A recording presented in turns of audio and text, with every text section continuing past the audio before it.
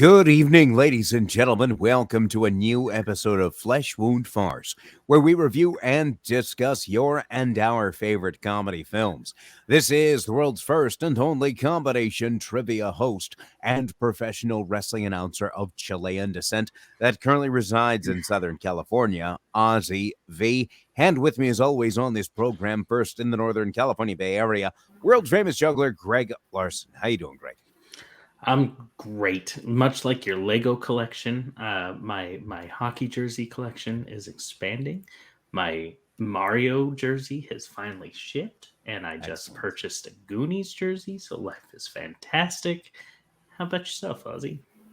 I'm doing well. And I realized that I would be very much open to wearing jerseys all the time if I was living in the Northern Bay Area, because I understand it's summertime right now, but once you get past a certain month or certain time, it becomes like Jersey weather, like for until next summer, right?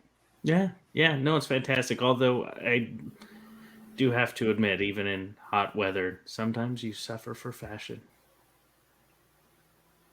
Interesting. Also with us, ladies and gentlemen, Flesh Wound producer Todd. How you doing, Todd? There it is. The There reveal. it is. The reveal. The reveal. Todd's favorite movie that we are going to review and discuss today, Used Cars. I'm going to have a hot take. Which was released on July 11th, 1980. Todd, do you have a trailer available? And if you do, can you please roll it? How easy was that? A controversial new motion picture that dares to deal with a serious contemporary problem which every man, woman, and child must come to grips with at least once in their lifetime. Make them like this anymore. Why don't you go ahead and sit inside? Go ahead. This new upholstery, only 27,000 miles, and we just gave the engine a complete overhaul yesterday. Go ahead, kick her over.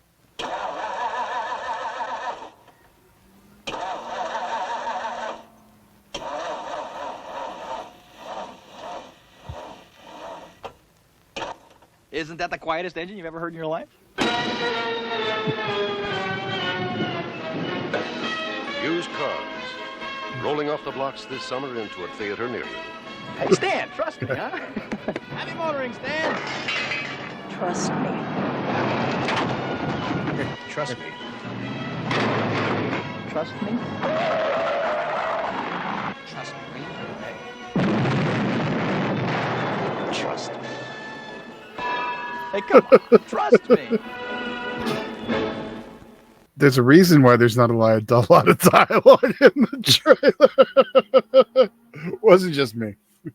That was the trailer for Used Cars, released on July 11th, 1980. Rated R with a runtime of 113 minutes, just under 2 hours. Directed by Robert Zemeckis, written by Robert Zemeckis and Bob Gale. If those names do sound familiar to you, they should, because they did write Back to the Future. I can't believe that. That's just fascinating. Spielberg. And Spielberg was also an executive producer tied to this film as well. Just can't let that slide. But, I mean, we could get into this conversation about Back to the Future another time, but when Back to the Future was being made, it's kind of Robert Zemeckis' last hope to having any chance of having a job in Hollywood. And he struck with that one, but it was Used Cars that put him in that position, unfortunately, to have that kind of reputation. So I first heard about this film, actually, I was 11 years old. There was a guy by the name of Josh Puente. We were talking about funny movies, and he's like, "Oh, have you ever seen Used Cars with Kurt Russell?" And I was like, "I haven't." He's like, "Look it up." And then I looked it up, and I saw it was rated R, and because I was 11 years old at the time, I was like, I probably can't get away with this, especially a 1980s R. So I'm gonna probably have to I'm gonna have to wait on this one. And so that's why I've been trying to get this one reviewed, because I'd always been curious about it. And the casting on this just was fascinating. I mean, granted, this was before his most popular role, but you had Alfonso Arran, who was El Guapo in the very beginning. So the minute you see him, you immediately think but Three Amigos wasn't going to come out for another few years. Mm-hmm. But it was fascinating to have Squiggy and Lenny from Laverne and Shirley there. especially since Laverne and Shirley ran from 77 to 83, and this was released in 1980, just as they were in the middle of that series run. And also the star, Kurt Russell. What I found extremely fascinating about this 1980, starring Kurt Russell in this kind of role, is he was in a series of Disney films, The Computer Wore Tennis Shoes, World's Strongest Man, Now You See Him, Now You Don't, as Dexter Riley. So he kind of had this child, the Disney child actor aura about him. So to see him within like a 10 years, I can't remember when the last of those series of those Disney films was released, but I think it was around maybe shorter than 10 years, but it was still strange. 75, yeah, was the last one. Strongest Man in the World. Strongest Man in the World. I apologize, but that was 75. So just 5 years removed from a series of Disney films, being involved in a movie like this, which had its raunchy moments, does not age well.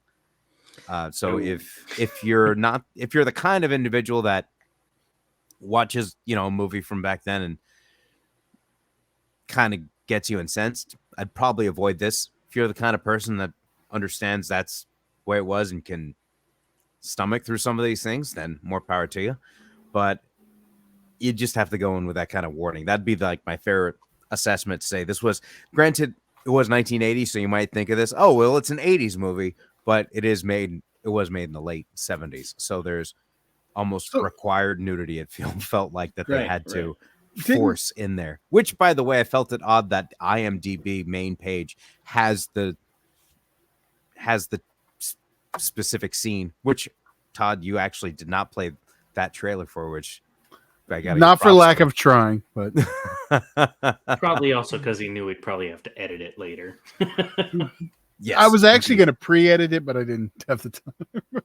So I think I took a while for the initial thoughts on this. Greg? Yeah, hadn't heard of this one before, but I was like, Kurt Russell, all right, cool, sounds good. And I knew of his Disney days, and come to find out, like, this seemed to be the transition into Big Trouble Little China, which is what I really knew him from. So, you're mentioning the whole thing about like it didn't age well and such, and most of it, it's fine, whatever, you understand what it was and such. And there was only one scene though that like I ended up watching this with my wife this time, and even she made a comment. She was like, she was okay with most of it, but then there was the moment where they were doing a commercial, and her dress came apart, and so her top came off. That was fine. It's like we get it. It's like, okay, whatever. Boobs are the funny. 80s. Yeah. But then when the hand came out and grabbed her boob, that was like, okay, now we're getting rapey. I was like, and the fact that it was Squiggy of all people. Yeah. But yeah, this was a new one to the list. Probably gonna be the only time I watch it, but it was an interesting ride, if you will. See why I groan now, right? Yeah. It's funny because like Kurt Russell doesn't really get like a post Disney hit until 87, and another film that might have some outdated ideals, and that's Overboard. Wait, wasn't Big Trouble Little China before that? Yeah, you fuckers! Damn it! Okay, I apologize for that one. Escape from New York. Can we show respect? No, if you're letting me finish. Those are all cult classics, but they didn't hit the box office. That's the fair. Thing, one of the greatest horror films ever made, right? Flopped. I mean, like honestly, if you go up the list, like everything, it's like great films. You got Used Cars, immediately following Escape from New York. Then you have The Thing, and then you have like Best of Times, Big Trouble in Little China. Then we hit Overboard, but like none of those hit until Overboard. I mean, that was like the first, one that made some real money. So would you say without Overboard, we would have not gotten Escape from LA? No, we still could have, because Carpenter loved working with him. Right, but the fact that Russell was able to prove he could be in a hit movie. Oh, well, yeah. That's where I was getting at. But I still want to see Escape from Cleveland. Cleveland is always referenced in Escape from LA, and I want to know why. Well, thank God we've Or never heavily got any referenced of those. in We've Escape from never LA. got any of those reboots to find out. Not yet, anyway. Well, Oh, no. we missed out on The Rock as Snake Plissken, so just be happy. Not Would've yet, been his- anyway. Would have been his normal outfit with an eye patch. I'm just guessing his tail. Am I wrong? Do you not see that's exactly what it would be? Oh, that's pretty good. So Well, we should be back talking to about this movie. Yeah. We should be talking about now. It did kind of confuse me because the way you spoke did make it sound like you umbrellaed this or grouped this together with, you mentioned so other good movies. Oh no, yeah, this was with the ones that came out during, like, all the other ones that came out, like, classics. I see. This would not be one of those classics. But I do like to watch, Kurt Russell in it. I mean, he's good His in it. role But wasn't bad. Yeah. yeah, it's just everything else is just kind of and it overstays its welcome at like almost 2 hours, 90 minutes. Yes. Tighten that up. Yes. That's like the biggest. That should have been tightened up. Yeah, it's the biggest offender. But I like Ford as the runtime. My hot take though, I don't really like Zemeckis other than like Back to the Future and Roger Rabbit. Everything else, and even those have this issue too, but the stories are so good. They all feel like he's forcing all this sentiment into it. Like it feels like manufactured to me. Like I don't believe it. I mean, I'm not saying he's got stuff hidden in his closet or anything, but there's some. It's just about his films. They have like a fake Spielberg-y feel. So And yes, I know he produces. can you like? Now I know so we can spoil this. We've gone past the point where we can. You can't spoil something that's already spoiled. Yeah, no, that's fair. That's fair. So there's a girl who ends up being the daughter of the original salesman, right? Yes. So she hears the voice recording. Does she recognize that they did not kill her dad? Or is she like, she just hear the burial and then she's like, oh, maybe they were a part of it? I don't think we ever really get that answer. I think that's right. Because the way I interpret it, because she was mad at them and like seemed like she was upset that maybe they were involved with her dad's death. And then like it's like, oh, you saved the car lot. All's forgiven. Like, like that was very. Let me do a commercial for you. You're right. Oh man. Yeah. Oh, I'm sorry. Go ahead, Todd. I don't have anything. Favorite parts. Well, no.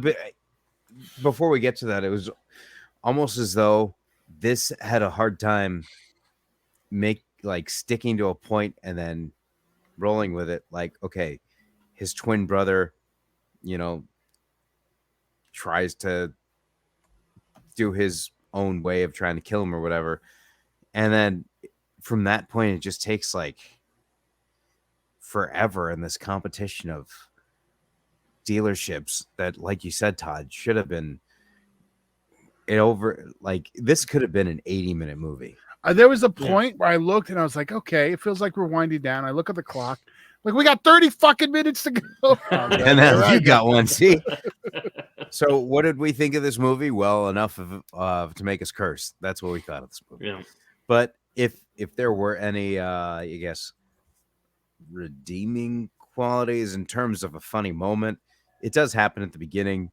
When my boss sees these figures, he's going to have a stroke.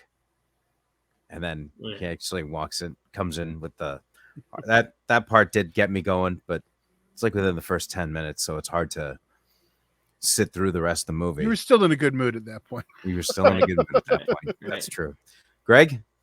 So the part that I enjoyed most was this is another one of those like unintended funny, at least I don't think it was. So the one twin brother, like he goes to kill his brother, to get the lot and succeeds. But then later in the movie, the guys who own his brother's lot shoot the car windows and he loses his shit. Like, how dare you go so far as to shoot my cars? You killed your brother. Like, yeah, I think you'd be like, I get it. The competition. That's not too far, So we know the but line. Don't mess with Zemeckis' car windows. So yeah, the ridiculousness of that moment was definitely my favorite part. Actually, let's dig deeper into that. What's funny is you look back, if you're writing a story, whatever you have happen to the villain, in the writer's mind, that's the worst thing that could happen to the villain, right? Right. How many times was Biff's car run into manure? Yeah. So is that Zemeckis' thing? Is like ruined cars, just he can't handle it. That's it. Yeah. Maybe that's it. Yeah. Maybe we discovered on something. So Todd, do you have a favorite moment? The ending? The credits? I did find something that made me laugh this time. It's when they're lining all the cars up, the black dude's all like, "This is the only Cadillac here. I only drive Cadillacs. Scoot over, move bit, ride bitch." Just random. I get it. He wanted to ride the Cadillac. Move over. So I connected with that on a personal level. All right. Greg, could you start us out with some ratings? Oh man, that's a rough one. I mean, it wasn't good. I didn't laugh a lot. Do you want me to go first? I got a number. I'm just gonna say a 2. Like, it wasn't. Yeah, you had 2. There's just not redeeming qualities about it. I mean, boobs. I mean, that was nice, but And even then, at the end of the scene, you're like, too much. yeah, it was too much. Like, it went to like it ruined that. Agree to So, disagree. yeah. So 1 point for each side, I Oh, guess. I am Yeah. also 1 point for each boob. Oh my gosh. 2. If it was Total Recall, it would automatically got a 3, but it is not. It is no Total Recall is much better than a 3. It is, but that would have got the minimum. Yeah. I'm gonna go with 2, not just for one and the other, but just because,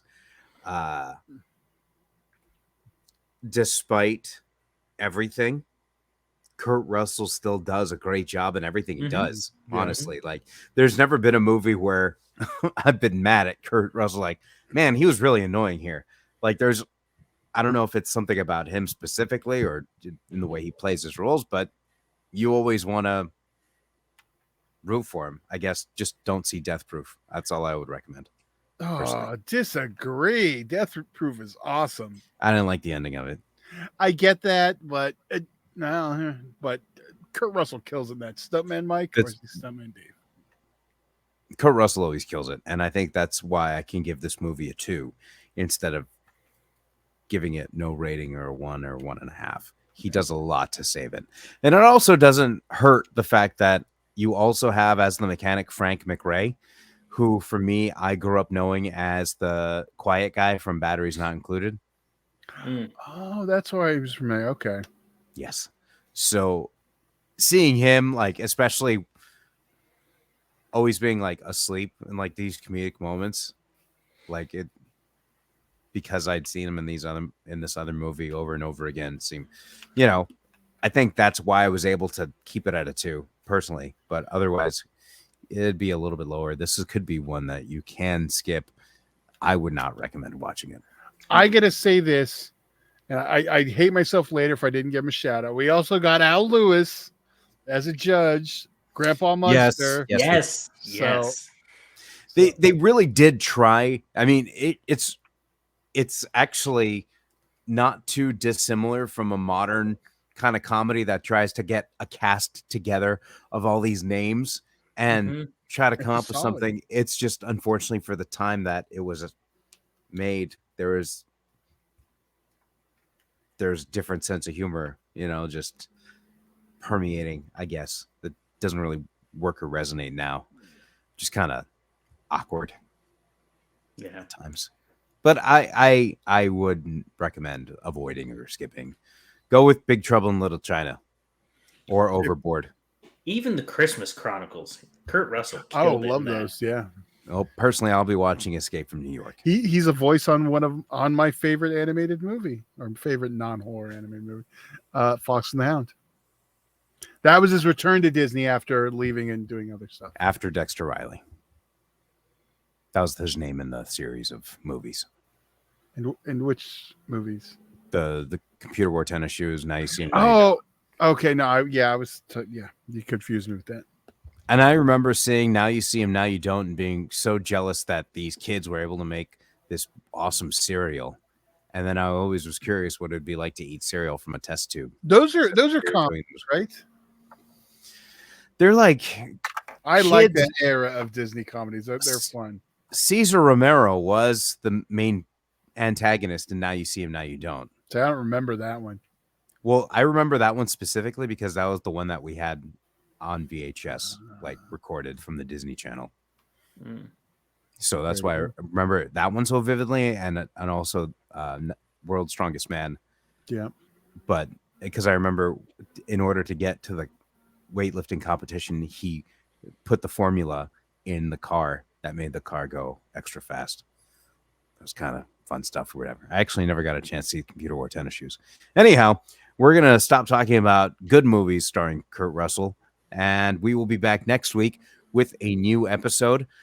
So before I head out, another reminder, I will be hosting trivia this week, Monday in Lake Forest, the Rush Barn Grill at 6:30, Tuesdays at Placentia at the Brewery, 7 o'clock, Wednesday in Los Alamitos at Griffin's Grill, and Thursday at the Honey Pot Meadery in Anaheim beginning at 7:30. I realize when I say I'll be hosting trivia at the Rush Barn Grill Mondays at 6:30, this drops at 9 o'clock, so I would have already been done with trivia Monday night. But I'll be there next Monday at 6:30. So you just got to start saying next Monday. Well, you do say Mondays. I should say just every Monday, every Tuesday, every Wednesday, every Thursday, 4 nights a week, ladies and gentlemen. So come check it out if you haven't. You should. It's a good time. God, I hate putting him over on air. But he can't lie. You can't give him a compliment. It just goes too far. Don't make me regret it. I won't, because I can't make you regret facts. Yes, you can. No, you can't. Any other final thoughts that have nothing to do with me? Oh, well, if you limit it to that. Exactly. You picked this movie. It's Ozzy's I was fault. curious. I wanted to see what it was in, there we go. That's not available streaming at this time. They're a little bi-curious. Oh, God. And on that note, we will be back next week with a new episode. So once again, for world famous juggler Craig Larson and Flesh Wound producer Todd, I'm Ozzy V, and we'll see you next week right here. Could you enough with the thumbs up? We'll see you next week right here on a brand new episode of Flesh Wound Farce.